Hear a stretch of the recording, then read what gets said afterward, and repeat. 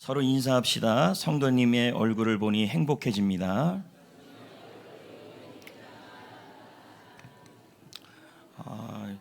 유난히 결혼한 사람 목소리가 아주 좋네요. 저도 젊었을 때 저랬습니다. 노인네학 할머니들이 목소리가 그렇게 좋다고 지금은 안 좋아요. 네. 근데 지금은 목소리가 예전 같지는 않지만 그때 뭐 아나운서 목소리 같아요 막 이랬었습니다. 지금은 이렇게 있으니까. 여러분, 우리나라 가수 중에서요 노래 잘하는 가수들이 많습니다. 그 중에 한 분이 남진 장로님하고 쌍벽을 이루었던 나훈아 씨입니다. 이 나훈아 씨의 노래 중에서 우리가 기억하는 노래 중에 하나가 잡초입니다. 가사는 이렇습니다. 아무도 찾지 않는 바람 부는 언덕에 이름 모를 잡초야. 제가 이제 이렇게 부를 때 같이 막 부르고 싶은 분들이 있었을 것입니다. 아무도 찾지 않는 바람. 사실 이 노래가 오늘 설교의 핵심은 아니기 때문에 원래 가사를 좀 더 많이 적었는데 이 노래가 중요한 건 아니니까. 그러나 여러분, 여기 있는 이 잡초라는 단어가 참 중요합니다. 제가 사전에서요 잡초의 의미를 알아봤더니 원하지 않거나 바람직하지 않는 풀이래요. 그러니까 우리가 바라는 풀이 아니란 얘기죠. 그러니까 왜 그렇게 안 바라냐 했더니 이 잡초들이 많이 나면 좋은 농작물들이 수확량이 줄어든다고 그래요. 그리고 도로나 건물들이 이 잡초 때문에 손상을 입는다 그럽니다. 또 수질도 안 좋아진다고 그러더라고요. 그러니까 잡초는 우리에게 필요한 존재는 아니라는 것이죠. 오늘 말씀 제목은 여러분, 가정, 인생의 정원에 믿음의 씨앗을 뿌리자. 이제 이 말씀을 전하려 합니다. 그런데 여러분 한번 생각을 해보자는 거예요. 지금 가정의 달이기도 하기 때문에요. 믿음의 씨앗을 가정의 정원에 뿌렸어요. 그리고 인생의 정원에 뿌렸어요. 근데 가정에 여러분 잡초들이 만약에 많다 그런다면 어떻게 될까요? 아마 가정의 정원이 또 인생의 정원이 또 자녀의 정원이 여러분 결코 유익하지는 못할 것입니다. 그런데 오늘 우리가 읽은 이 모세의 가문, 다시 말하면 아버지는 아므람입니다. 어머니는 요게벳이죠. 그리고 누이는 미리암이고 형은 아론이고 그리고 모세, 이렇게 됩니다. 그래서 이남 일녀인데 이 가정에 보면요, 또 이 가정의 자녀들을 보고 인생을 보면요, 참 이 가정의 정원이라는 곳에 잡초들이 자라고 있었습니다. 그들이 의도한 잡초가 아니라 의도하지 않은 잡초들이 자라고 있습니다.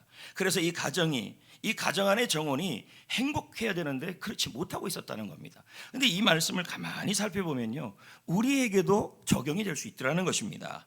우리에게도요 이 모세의 가문, 특히 요게벳, 아므람의 가문 속에 있었던 잡초가 한 3가지 정도가 됩니다. 여기 사진에 나와 있는 것처럼요, 첫 번째는 경제적 어려움입니다. 경제적 어려움. 두 번째는 불안한 미래. 세 번째는 일과 사람으로 인한 스트레스. 이게 다 잡초입니다. 근데 여러분, 저 잡초가 덩풀이 돼버리면 뭐가 되냐면 포기의 잡초들이 된다는 거예요. 그래서 경제적 어려움이 생기고 불안한 미래가 생기고 일과 사람으로 인한 스트레스가 생기면 나중에는 견딜 수 없으면 어떻게 보면 자녀를 포기하는 마음, 포기는 아닌데 마음속에서 그냥 알아서 살아라 이런 마음이 들거나, 또 가정에 대하여 어떤 기대감이 사라지거나, 이게 마지막에 피는 잡초를 뭐라 그러냐면 포기의 잡초 덤불이라 그럽니다. 저 단계까지는 가면 안 되는데 모세의 가문을 한번 보자는 것입니다. 첫 번째는 이 가정에 자라고 있는 잡초가 뭐였냐 했더니 경제적 어려움이었어요. 자, 출애굽기 1장 11절을 다 같이 읽어볼까요? 감독들을 그들 위에 세우고 그들에게 무거운 짐을 지어 괴롭게 하여 그들에게 바로를 위하여 국고성 비돔과 람셋을 건축하게 하느니라.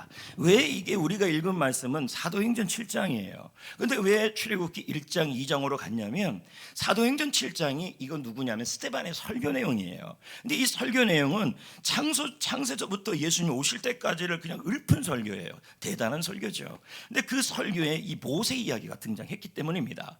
근데 모세의 가정 환경이 어땠냐 봤더니 본인들이 의도해서 그런 건 아닌데 요셉을 모르는 파라오가 등장했다고 나옵니다. 파라오는 이집트의 왕의 이름인데요, 왕을 뜻하는데요. 그런데 요셉을 모르는 파라오가 등장하니까 그전에는 이스라엘 백성들이 굉장히 호의적으로 있었어요. 그런데 모세를 모르는 파라오가 등장하니까, 그런데 갑자기 또 이스라엘 백성들의 숫자가 많아지기 시작하는 거예요.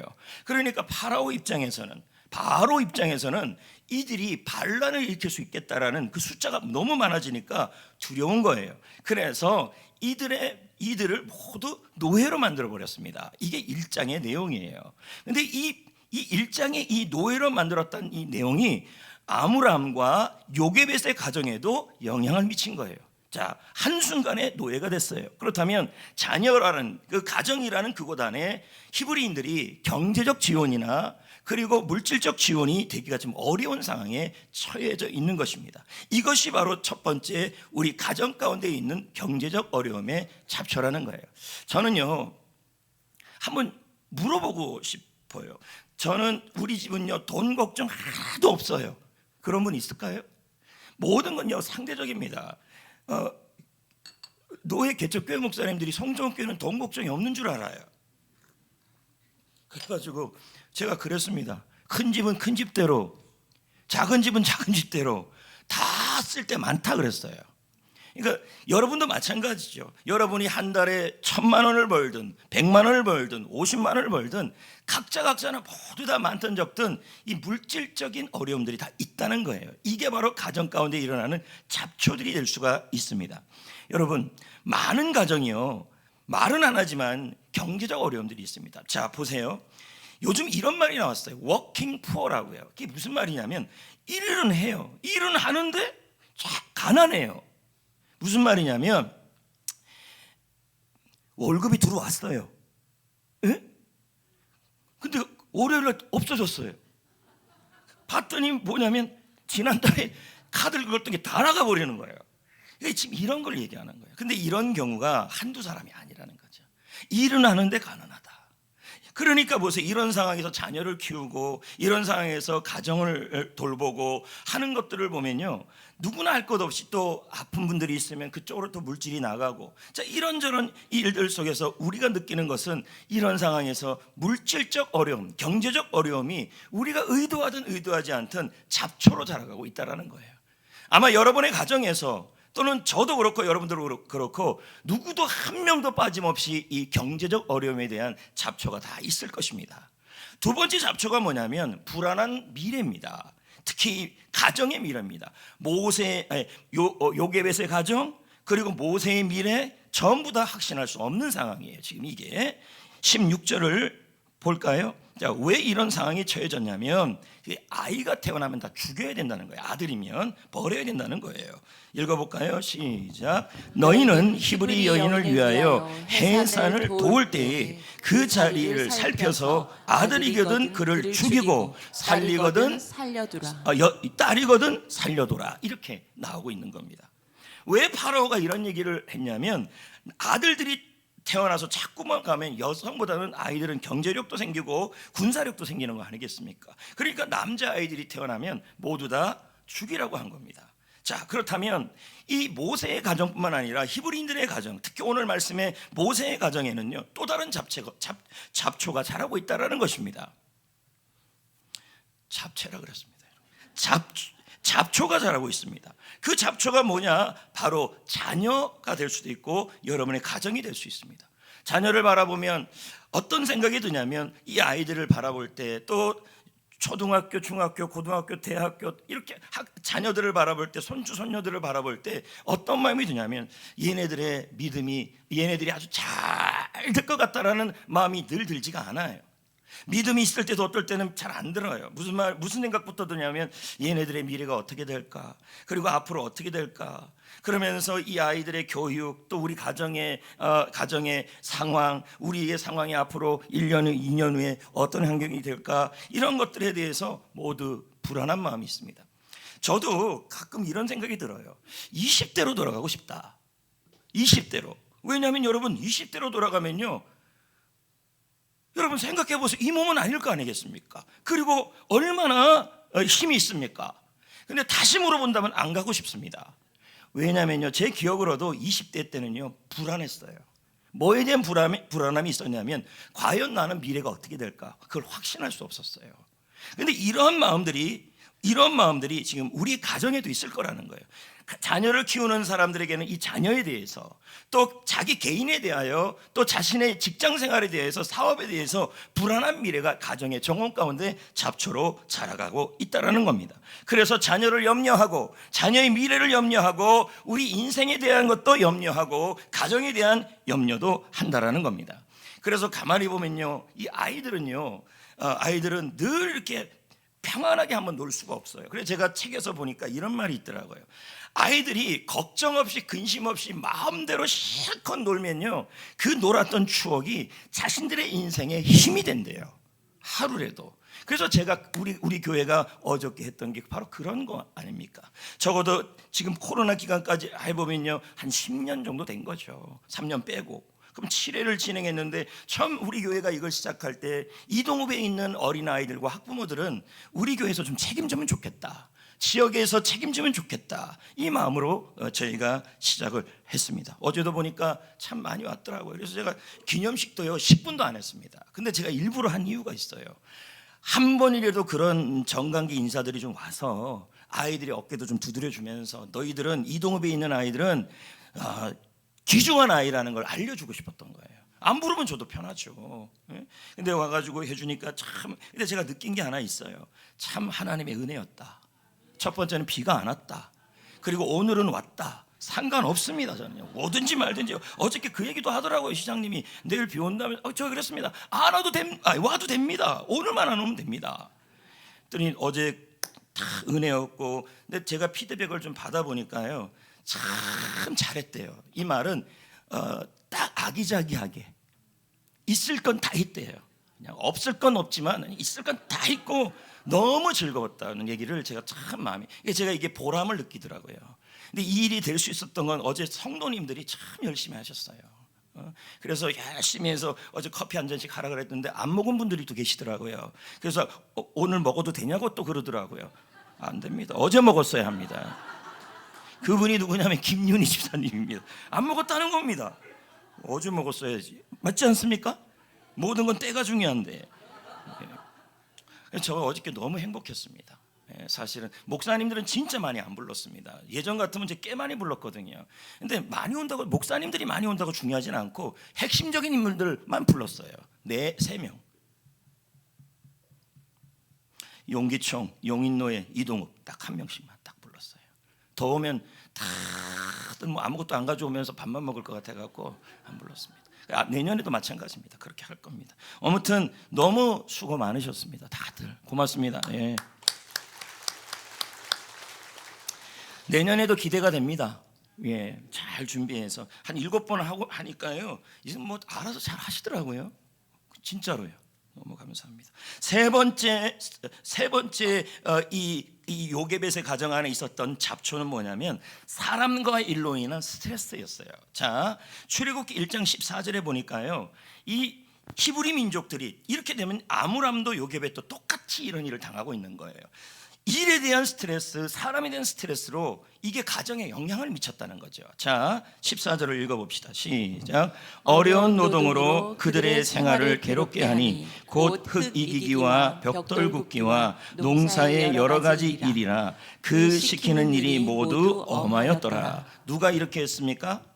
저기 이집트의 그 중간에 있는 신하들이 히브리인들에게 고된 노동을 시킨 겁니다. 그럼 일에 대한 스트레스지요. 거기다 학대를 했지요. 그럼 뭡니까? 사람에 대한 스트레스를 받고 있는 것입니다. 이것이 왜 이렇게 했습니까? 히브리인을 시기하고 견제한 것입니다. 근데 우리가 살다 보면 이런 형태를 당할 수가 있어요. 직장에서, 교회에서, 일터에서, 학교에서 시기와 견제를 받아서 어떨 때 보면 일이 더 많아지고, 또 어떨 때 보면 사람에 대한 스트레스를 받고, 자, 이런 모든 것들이 우리 가운데 뭐가 되냐면 가정의 잡초가 되는 겁니다. 근데 이 잡초들을 걷어내야 되는데 안 걷어내고 지금 산다는 거예요. 그러니까 잡초가 많아지니까 이제는 이 잡초가 뭐로 바뀌냐면 덤플로 바뀌는데, 그게 포기의 덤플이 되는 거예요. 너무 물질적으로 어려우니까, 너무 사람에게 취하니까, 너무 정신적 스트레스가 심하니까, 너무 사는 게 힘들고 미래가 불안하고 걱정이 너무 많이 되니까 이제는 그냥 하루하루 그냥 사는 거죠. 이게 포기의 잡초의 덤불이 되는 것입니다. 여러분, 오늘 4주 동안에 저는 이번 주에는 믿음의 씨앗을 뿌리자, 다음 주에는 기적의 묘목을 세우자, 그 다음 주에는 축복의 나무를 세우자, 그 다음 주에는 축복의 나무가 열매를 맺추자, 이런 식으로 시리즈로 갈 겁니다. 그렇다면 오늘 여러분, 우리의 가정이란 정원, 자녀라는 정원, 인생이란 정원에 잡초를 뽑아내고, 아멘, 거기다가 믿음의 씨앗을 뿌려야 하는 것입니다. 그렇다면 여러분, 제가 질문하고 싶습니다. 믿음의 씨앗을, 잡초를 제거하기 전에 뭐부터 해야 되냐면, 어떤 씨앗을 뿌리기로 마음에 결심해야 되는 거 아닙니까? 예를 들면 여러분, 상추도 씨앗이 있다 그러더라고요. 그리고 뭐 오이도 그렇다고 그럽니다. 그러면 잡초를 제거하기 전에, 그러면 이번에 오이 씨앗 심고 저기 상추 씨앗 심을래, 마음을 먹잖아요. 그런 다음에 뭐 해요? 씨앗을 먼저 심어요, 잡초를 제거해요? 그렇죠. 이 순서로 가야 돼요. 먼저 우리 가정에, 자녀들에게, 여러분의 인생에 믿음의 씨앗을 뿌려야 되는데, 무엇을 뿌려야 되냐면 2가지 씨앗을 뿌려야 된다는 거죠. 그걸 뿌리고 나서 그걸 준비해야 돼요. 그리고 나서 뭐 해요? 잡초들 걷어내야 되겠죠. 요 순서로 말씀이 갑니다. 그래서 2가지 믿음의 씨앗이 있는데, 첫 번째는 뭐냐면 자녀에 대하여, 여러분의 가정에 대하여 어떻든 하나님의 계획이 준비되고 있음을 믿어야 합니다. 이게 첫 번째 씨앗이에요. 자, 말씀을 잠깐 볼까요? 사도행전 7장 20절 읽어볼까요? 시작. 그때 모세가 났는데 하나님 보시기에 아름다운지라 그의 아버지 집에서 3달 동안 길리더니. 자, 모세가 났는데 모세의 엄마가 아빠가 보니까 너무 아름답다는 거예요. 여기 지금 하나님 보시기에 빠지면요, 우리 이 말씀의 은혜를 못 받아요. 왜냐하면 지난 한 3주 전에 목사님들 몇 분이 우리 교회에서 식사를 했는데, 어떤 분 한 분이 자기 손주 얘기를 했어요. 그러면서 자기 손주가 다르대요, 남들보다. 우리 다 같이 그냥 웃었어요. 아이고, 자기 자식이나 자기 손주는 다 다르겠지 하면서 하하 했더니 절대 아니래요. 막 입에서 뭐라 그러냐면, 이 아이는 태생부터 다르고 말하는 것도 다르고, 그래서 무슨 말을 했더니 어버버 한대요. 그래서 제가 그랬습니다. 어버버는 누구나 한다. 그랬더니 어버버가 다르다고 막 이렇게 얘기를 하는 겁니다. 참, 나는 손주가 없어서 잘 모르겠는데 뭐 그렇게 이쁜가 봐요. 나는 아직 안 나봐가지고 모르겠는데, 하여튼 그 목사님은 갈 때까지 손주 자랑하더라고요. 거기 하나님 보시기가 없었어요. 그냥 손주 자랑했어요. 근데 여기 말씀에 중요한 게 하나님 보시기예요. 이게 너무 중요합니다. 왜 그러냐면 모세는 히브리 노예의 아들이에요.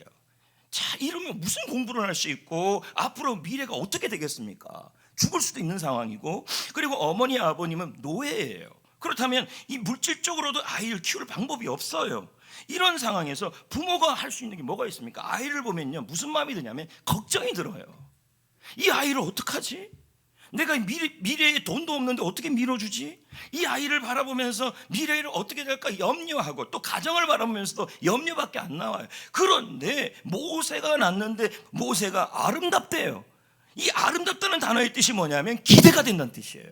그럼 왜 그러냐 했더니 하나님 보시기에 아름답대, 이렇게 나와요. 그럼 하나님 보시기에란 말은 하나님의 계획하심을 믿었다는 뜻이에요. 이걸 어떻게 할 수 있냐면 히브리서 11장 23절에 모세에 대한 이야기를 하면서 믿음으로 이렇게 나와요.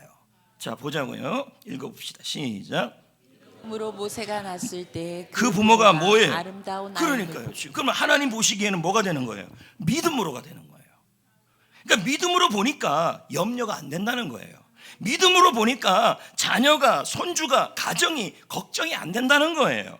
믿음으로 보니까 뭐로 보이냐면 이 자녀에 대하여 기대감이 생긴다는 거예요. 그 믿음으로 본다는 것이 하나님의 계획이 우리 가정에, 내 인생에, 우리 자녀들에게 준비되고 있음을 믿었다는 거예요. 이게 믿음의 씨앗이에요.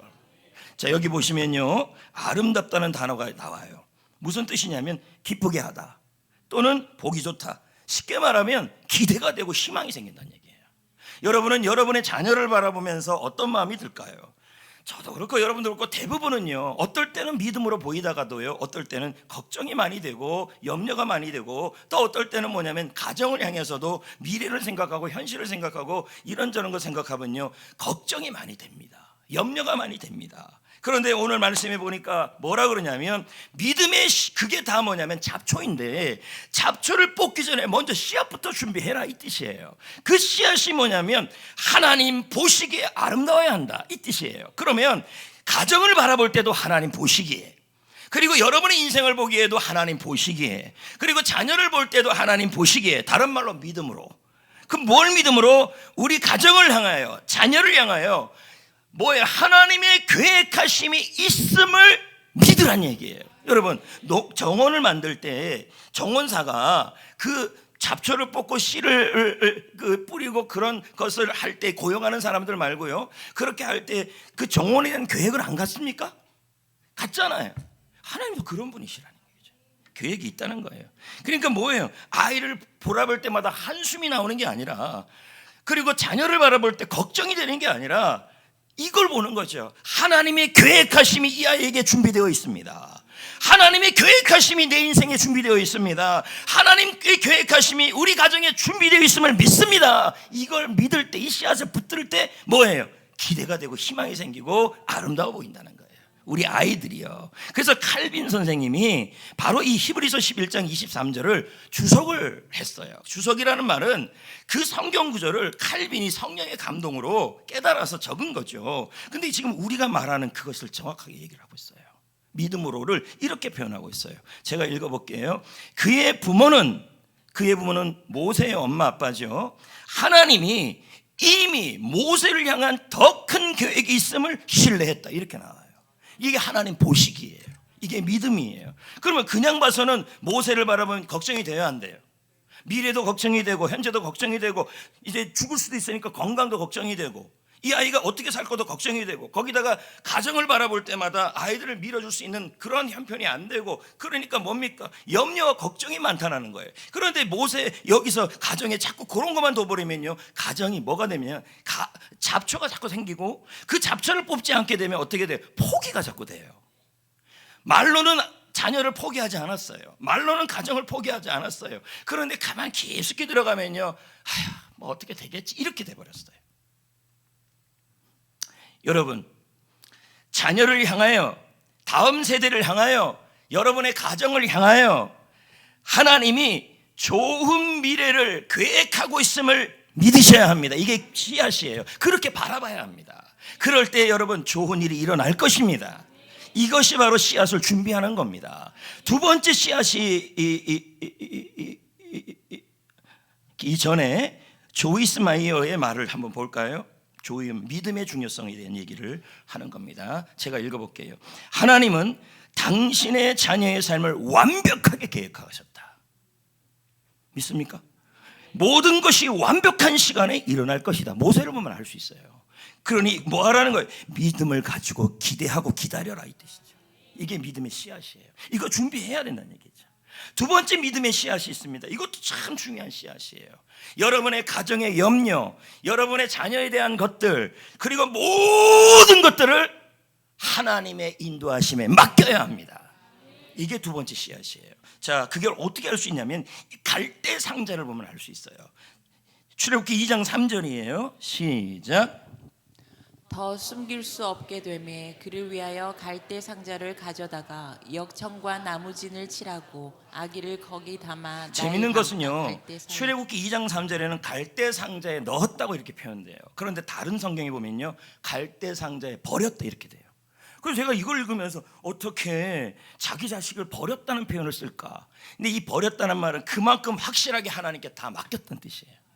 이 갈대 상자는요, 이 갈대 상자의 단어와 똑같은 단어는 방주밖에 없어요. 이게 갈대 상자의 모세입니다. 근데 이 모세의 갈대 상자가, 모세가 저 안에 들어갔고 갈대 상자 안에 들어갔고 갈대 안에 있는 거죠. 저렇게 요렇게. 그러면 저기에 무슨, 여러분, 저기에 무슨 동력이 들어 있고 저기에 무슨 방향키가 있겠냐는 거예요. 그럼 뭡니까? 어떻게 보면 버린 것처럼 보이는 거죠. 그런데 저 의미 자체가 뭐냐면 모세를 버린 게 아니고 포기한 게 아니라 하나님의 인도하심, 방향, 하나님의 밀어주심에 맡겼다는 얘기예요. 이게 그걸 알 수 있는 게 뭐냐면 노아의 방주예요. 왜요? 방주하고 갈대상자의 단어가 똑같아요. 히브리 단어가요. 딱 여기만 쓰입니다. 그럼 한번 볼까요? 자, 이게 노아의 방주인데요. 여기에 여러분 동력이 없어요. 무동력선입니다. 무슨 힘이 있겠습니까? 여기에요. 그리고 또 여기에 또 뭐가 있냐면 방향키가 없어요. 그러면 하나님이 노아의 방주 안에 노아의 가족 8명을 집어넣은 것은 저기서 뭐 인생을 망치라고 준 게 아니라 네가 들어가만 있으면 저 안에서 내가 인도할 것이고 보호할 것이고 책임져 줄 거라는 거죠. 이게 갈대상자의 의미예요. 그 틴테일 주석은 이 말씀에 대하여 이렇게 해석을 해요. 제가 한번 읽어보겠습니다. 노아의 방주와 모세의 갈대상자는 하나님의 인도하심과 보호하심과 인도하심을 보여주고 있다. 모세의 부모가 갈대상자에 아기 모세를 담은 것은 이런 의미이다. 더 이상 부모로서 할 수 있는 것이 없다는 거죠. 무슨 일 있습니까? 그리고 아이의 미래도 너무 걱정이 된다. 그러나 다음 세대를 포기할 수 없고 자녀를 포기할 수 없고 인생을 포기할 수 없고 경제적 어려움을 그래서 뭐 하는 거예요? 하나님께 맡기고 자녀를 맡기고 모든 스트레스도 맡기겠다는 얘기죠. 이걸 지금 얘기하는 거예요. 이거. 여러분, 제가 한번 여러분에게 도전합니다. 자녀는요 염려의 대상이 아닙니다. 다음 세대는요 우리의 걱정의 대상이 아닙니다. 여러분, 우리의 가정은 여러분 우리의 포기의 대상이 아닙니다. 그럼 뭐예요? 하나님께 맡기는 대상입니다. 하나님께 맡기고 하나님께 책임져야 될 대상입니다. 그러니까 여러분들이 생각할 때 저도 그렇지만 여러분도 그렇지만 어느 순간에는요 가정도 그렇고 자녀도 그렇고 손주도 그렇고 걱정을 더 많이 합니다. 그런데 오늘 말씀해 보니까 뭐라 그럽니까? 믿음의 씨앗은 뭐예요? 자녀는 염려의 대상이 아니다. 가정은 염려의 대상이 아니다. 그리고 걱정의 대상이 아니다. 뭐예요? 하나님이 키워주심을 맡기는 대상이에요. 맡김의 대상이 바로 여러분의 가정과 자녀라는 거예요. 그래서 맥스 루카이도가 말하기를 하나님은 당신의 자녀를 이 세상에 보내셨다. 그리고 그들에게 최고의 미래를 이미 계획하고 있다. 우리의 역할은 그분의 계획을 신뢰하고 우리의 자녀를 그분께 맡기는 것이다. 이렇게 얘기하는 거예요. 다시 한번 말씀합니다. 자녀는 여러분의 염려의 대상이 아니고, 그리고 가정은 여러분의 걱정의 대상이 아니고, 여러분 우리의 가정이든 자녀이든 인생이든 바로 우리의 무슨 대상이냐면 하나님께 맡김의 대상이다. 제가 오늘 말씀을 준비하면서요 무슨 찬양이 좋을까 하는데 요괴배새 노래라는 게 있어요. 그런데 제가 이 노래를 부르려고 했는데 안 되겠어요. 아무리 해봐도요 안 돼요. 못 따라가겠어요. 그러니까 제가 이제 늙었다는 거겠죠. 그러면 방법이 뭐밖에 없냐면 보여주는 방법밖에 없어요. 근데 또 봤더니 6분이에요. 6분이면 설교 언제 해요? 그래서 잘랐어요. 3분으로. 근데 여기 가사에 보면요 참 이런 기억이 나는 가사가 있어요. 갈대 상자를 띄웠는데 뭐라고 얘기하냐면 이 모세의 엄마 아빠가 또 뭐 어떤 건 진짜 이게 하나님께 맡겼다는 걸 어떻게 알 수 있냐면 그가 널 이끄시리, 응? 그가 널 사용하시리, 그가 널 인도하시리, 너의 삶의 주인, 이렇게 나와요. 이 가사를 보면요 우리가 지금 말한 게 다 나와요. 너의 삶을 맡긴다.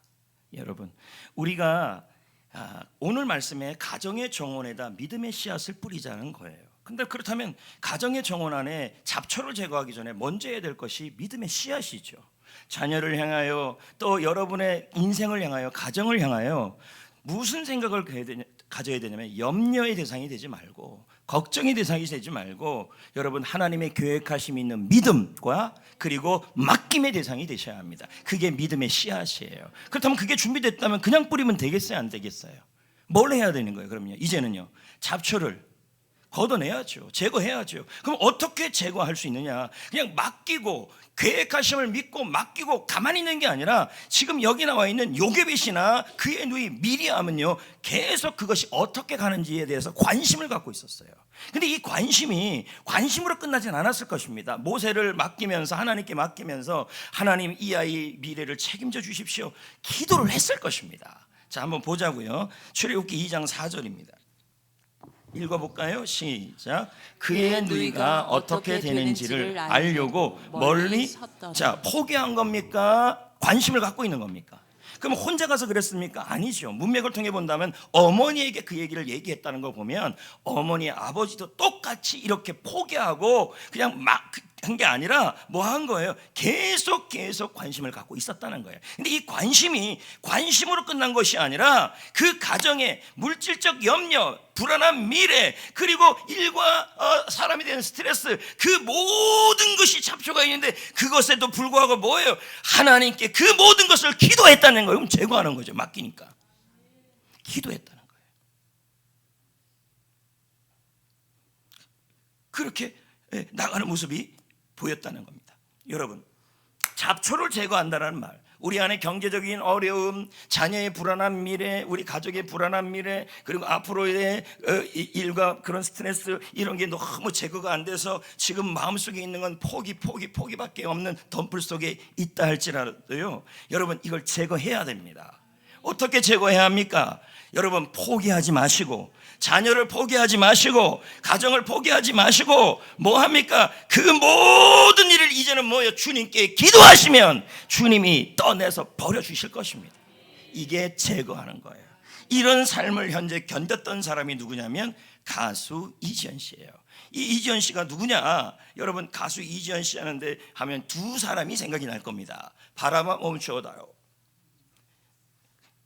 그거 아는 분들은 이제 세대가 늙은 세대고, 지금 제가 말하는 이 이지연은 누구냐? 이지연 씨는 누구냐면 주얼리입니다. 주얼리, 보석. 이 주얼리인데 참 보면 그냥 보면 참하잖아요. 근데 이혼을 벌써 2번을 했죠. 그리고 고난의 연속이죠. 그러면 이혼을 2번은 했으니까 혼자 살게 된 상황이에요. 근데 경제적 결핵과 공황장애가 있어요. 그러니까 일도 잘 못하죠, 하루하루. 그러니까 뭡니까? 가정에 이제 잡초가 자라기 시작한 거죠. 경제적인 어려움. 자녀가 둘이 있는데 아버지가 다 여기다가 해버렸으니까 어떻게 해요? 이 아이들에 대해서 미래, 자기 가정에 대한 미래, 그거에 대해서 불안한 거죠. 거기다가 사람에 대한 스트레스가 얼마나 많았겠습니까? 그게 공황장애로 나타난 거죠. 근데 무엇보다도 자기의 삶을 바라볼 때 가정이라는 곳에 너무 잡초가 이제 자라나는 거죠. 그러니까 입에서 나오는 말이 포기가 나오는 거죠. 포기, 덤불이 자란 거죠. 그래서 돌파구를 찾으려고 무슨 TV 프로그램에 나갔는데 거기서 이제 나갔더니 인터넷에 난리가 난 거죠. 애가 너무 컨트롤이 안 되고 버릇이 없으니까 어떻게 애를 저렇게 키우냐고. 하도 애가 말을 안 들으니까 나중에는 이 자매가 울더라고요. 내가 도대체 어떻게 하면 좋겠냐고. 도대체 너를 어떻게 키웠으면 좋겠냐고. 이건 뭡니까? 방법이 없는 거죠. 포기예요, 포기. 근데 지금은 바뀌었잖아요. 예? 하나님께 이 아이의 계획이 있음을 믿었고 맡겼고, 그리고 기도를 통해, 말씀을 통해 잡초들을 하나둘씩 제거해 갔어요. 그 내용이 그 무슨 토크쇼에 나왔어요. 근데 또 보니까 한 44분 정도 되더라고요. 그렇다면 이걸 설교를 못하지 않습니까? 그러면 핵심적인 내용만 정리를 했는데, 이분이 했던 말이 중에서 제가 잊지 못하는 게 있어요. 자기가 못하니까 하나님이 키우실 거예요. 그 얘기를 하더라고요. 잠깐 봅시다, 영상을. 여러분, 기도하는 엄마 아빠의 자녀는 실패하지 않습니다. 진짜 그렇습니다. 그래서 스토미 오마이샤는 대표적으로 가정에 대한 기도책을 참 많이 쓰신 분이에요. 근데 그분이 이런 말을 했어요. 자, 스토미 오마이샤, 제가 읽어보겠습니다. 부모의 기도를 통해 자녀의 인생에 하나님이 개입하신다. 포기하지 말고 기도해라. 이거예요. 이거. 어떻게 키우시겠습니까? 저분 같은 경우는 부인 혼자 키워야 될 상황이에요. 애가 그래도 모범생도 아니잖아요, 애들이요. 근데 지금은 바뀌어가고 있다는 거죠. 왜? 하나님이 지금 키우고 있다는 얘기겠죠. 여러분, 다시 한번 여러분에게 말씀드립니다. 여러분, 가정의 정원 5월입니다. 5월이면 제가 메멘토 모리 설교를 지금 딱 멈추고 이렇게 시작한 것은 가정이라는 정원이 행복해져야 되지 않겠습니까? 그러기 위해서는 이제 한번 정리를 하셔서 믿음의 씨앗 2가지를 딱 준비하시라는 거죠. 하나님의 계획하심이 있음을 믿습니다. 하나님께 맡깁니다. 그리고 이 2가지 내용을, 계획하십니다, 맡깁니다, 이 2가지 내용을 가지고 포기하지 말고 기도로 아뢰십시오. 그렇다면 뭐가 돼요? 잡초들이 점점 걷어가지는 것이죠. 그리고 하나님이 개입하십니다. 실제로 모세가 그랬습니다. 모세가 엄마가 기도하고 하나님께 맡기고 그리고 계획하심을 믿고 했더니요 정말 놀라운 일들이 일어납니다. 자, 5장 5절 7절 10절을 읽어봅시다. 바로의 딸이라고 나오죠. 목욕하러 나왔죠. 제가 이 생각도 해봤어요. 아니 많고 날 중에 다른 데로 나올 수도 있잖아요. 근데 그날 또 나오고 그리고 또 저쪽에 가서 목욕할 수도 있는데 왜 또 걸로 왔어요? 저는 이게 하나님의 개입이라고밖에 설명이 안 돼요. 그래서 보면요 갈대 사이에 안 보일 수도 있죠. 색깔 아까 봤잖아요. 갈대 상자에 갈대 사이에 있는 거예요. 안 보일 수도 있잖아요. 보호색 때문에. 근데 그게 또 보였어요 시녀한테. 이게 다 뭐냐면 개입이에요. 개입. 다음에 6절도 한번 볼까요? 시작. 열고 아기를 보니까 자 울어요. 그럼 여러분 애가 울으면 막 화날 때도 있거든요. 아우 쟤 또 우네. 근데 어머나 불쌍히 여겼대요. 이 마음이 생겼다는 거예요. 여러분 사실 이 아이가 히브리 아이잖아요. 그렇다면 지금 이 바로의 딸 역시도 뭘 들었냐면 히브리 남자아이는 다 죽여야 된다는 얘기를 알아요. 그런데 지금 무슨 마음이 들었냐면 불쌍히 여기는 마음이 생겼어요. 이건 뭘 의미하는 거냐면 하나님이 그 사람의 마음에 개입하신 거죠. 그렇게밖에 설명이 안 돼요. 예. 근데 이게 뭐예요? 모세를 포기한 게 아니라 가정에 믿음의 씨앗을 2개를 심고 그 믿음의 씨앗 2개를 갖고 기도하면서 잡초를 제거했기 때문이에요. 자, 그 다음도 한번 보자는 거예요. 7절. 그의 누이가 그의 누이는 누굽니까? 미리암이잖아요. 미리암 맞죠? 다음 주에 이 미리암이 나오는데 이때까지는 믿음이 좀 괜찮았는가 봐요. 어떻든 미리암이 바로의 딸에게 말아갖고 가갖고 히브리 여인 중에서 유모를 불러다가 젖을 먹이게 해도 될까요? 한번 생각해 보자는 거예요. 싫다고 할 수도 있죠. 아니 왜 하필 히브리 여인이 애굽 여자도 괜찮지 젖은 다 똑같은데요. 아닌가? 저는요 미리암의 말을 바로의 딸이 거절할 수도 있었을 확률이 더 높았다고 생각합니다. 그런데 지금 뭐예요? 이걸 받아줘요. 그리고요 데리고 왔는데 어머나 경제적으로 어려운데 어머나 유모 값까지 주네요. 유모 값이 아니 값 돈까지 주는 거예요. 참 진짜. 그리고 여러분 더 놀라운 것은요 이 공주가 모세를 자기 아들로 삼아요. 이게 쉬운 일입니까? 10절을 보십시오. 10절을. 이런 거예요. 여러분 저기 이순신 장군이 저를 아들로 삼은 건 똑같은 이게요. 10절 읽어봅시다. 시작. 그 아기가 자라매 바로의 딸에게 데려가니 그가 그의 아들이 되었다. 그리고 여러분 아까 사도행전 읽어봤잖아요. 뭐라고 나옵니까? 고등교육을 받기 시작해요. 이게 뭡니까? 돈 한 푼 안 들리고 여러분 교육을 받은 거예요. 장학금을 받으면서. 장학금이 아니고 어떻든 이게 뭡니까? 개입이에요. 어떻게 하나님이 일하실지는 우리가 알 수 없다라는 것입니다. 여러분 마틴 루터 킹 목사님이 말합니다. 우리가 할 수 있는 최선을 다하면 하나님은 우리가 상상할 수 없는 방법으로 우리를 돕습니다. 우리가 할 일은 뭘까요? 믿음의 씨앗 2개를 딱 붙들고 가정을 향하여 자녀를 향하여 그 2가지를 갖고 하나님께 맡기는 기도를 드리면 주께서 개입하시는 거죠. 어떻게? 적용 3가지. 가정과 자녀에 대해서 하나님의 계획하심을 기대하자.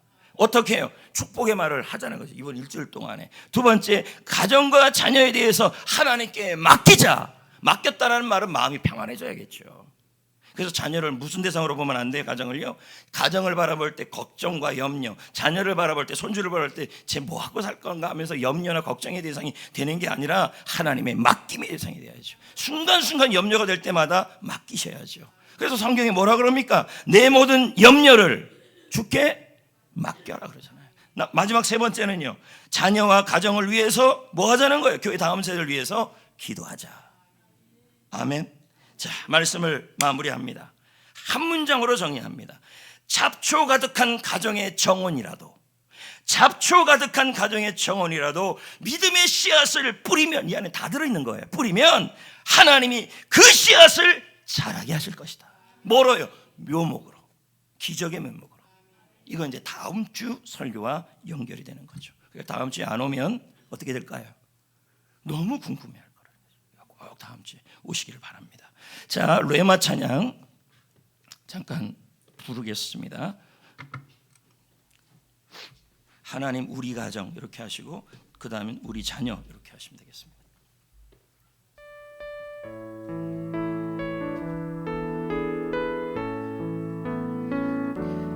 하나님 우리 가정 축복하소서. 하늘의 신령한 복으로 우리 가정 하나님 우리 가정 축복하소서. 땅에 기름진 복으로 다시 한번 앞으로 하나님 우리 자녀 하나님 우리 자녀 축복하소서. 성령의 충만한 복으로 하나님 우리 자녀 축복하소서. 만사형통한 복으로 가득히 채워주소서. 가득히 채워주소서. 주님의 사랑 주님의 평안 주님이 주시는 기쁨 자손 대대로 주님의 축복 영원히 주시옵소서. 제가 잠깐 기도하겠습니다.